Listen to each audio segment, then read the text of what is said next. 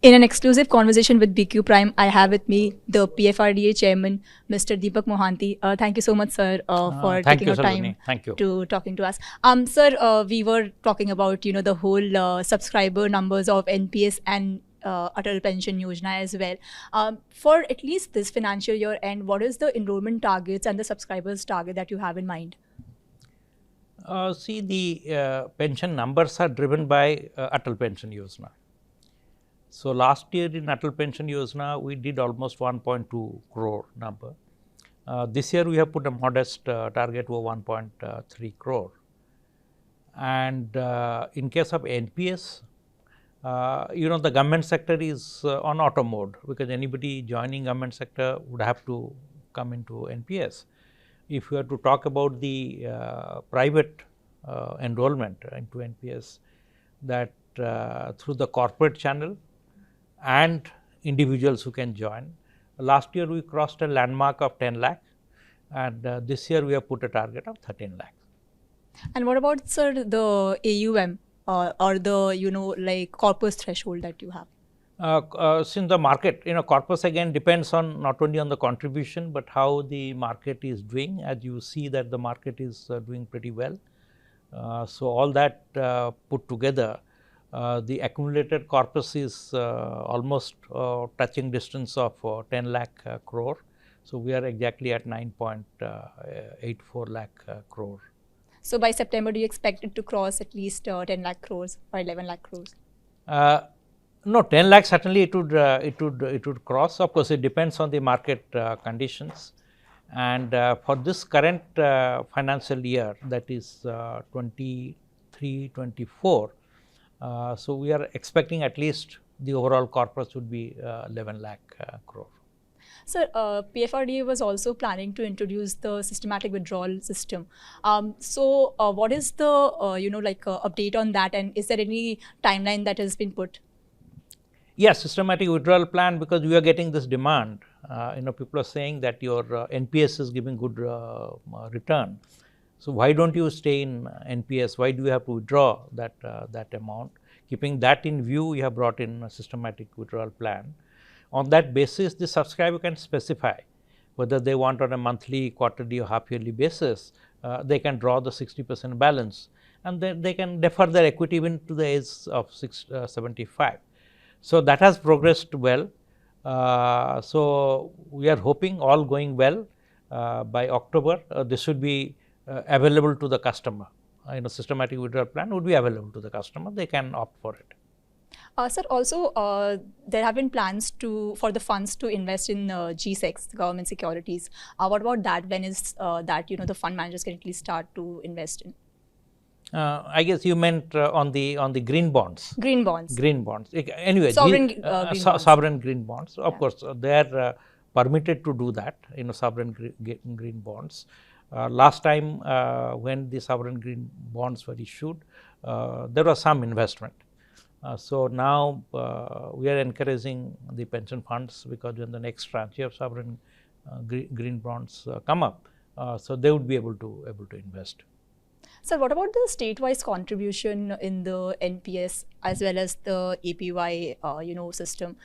Which states have been kind of contributing more to that, if you have any data on that? No, it is not readily available, but in terms of number, that I would say that there are 62 lakh state government employees as of now who are in the NPS. So, there are 24 lakh central government employees who are in the NPS, because all this started post 2004, the new government employees coming in, and at different dates for the state government. Sir, what about the awareness part of it? What is the department doing to create education among the people to choose NPS and APY as investment options? Salvin, that's a very good question. The pension product should be a natural choice. When people are working, they should provide for the retirement years, and the years in which they are not that productive or that active in terms of work. But the knowledge is less. We do a lot of print media and digital campaign apart from our own website, where the information is there. And we have also scheme of retirement planners, so that training agencies who impart training to people. So apart from that, what we are going to do now, that we have also requested the pension funds to come as a group, so they can also do some campaign. We also have NPS Trust. So we have asked NPS Trust also to do some campaign on that process. And another important thing that we are doing, that we are going to come out with 2 one-pagers, one on APY, because sometimes the message is very complicated. So simple campaign material for APY and NPS, 1 page each. So that we are going to widely circulate. Sir, you were in talks for the sponsorship of regional rural banks. What has been the update on that? Like, what is the process been happening, and is there something that you would want to share with us? Yeah, because regional rural banks are doing pretty well in terms of APY. So why not NPS for people who can really afford, who are better off in the rural and semi-urban areas? So why they should be denied from a pension? So NPS is also made available to them. And the good feature of NPS is that if somebody has a lumpy income, NPS is a good source, because you don't have to put money every month, and once in a while you can put money once a year. So that's also good enough, that the account remains current. Keeping all that consideration, and there was also demand from the rural side that we should increase the APY, the limit in terms of the amount. So why not to the better off people who can really afford to give this NPS? So in that context, we have written to I have written to the CEOs of the sponsor of RRBs. So they have taken that matter forward. But enablement will take a little while for them to put the system in place, the software and other things.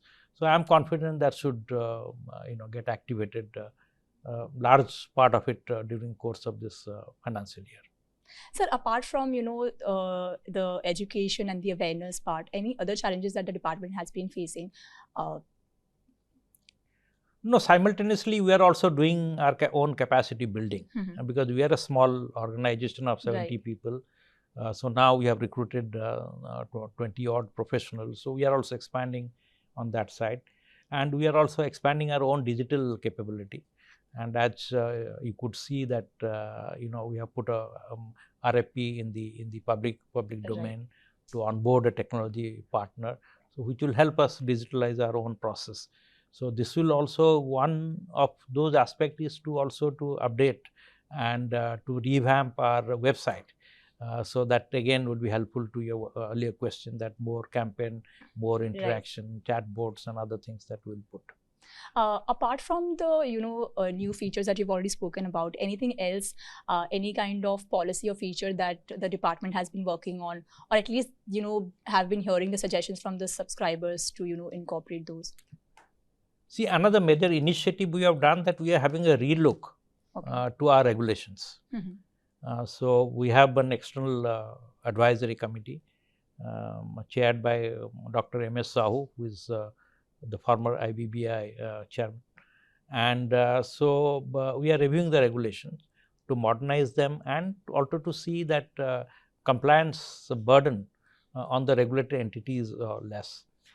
So following this, we will do public consultation. Some of it already put on public consultation on our website, so comments are always welcome.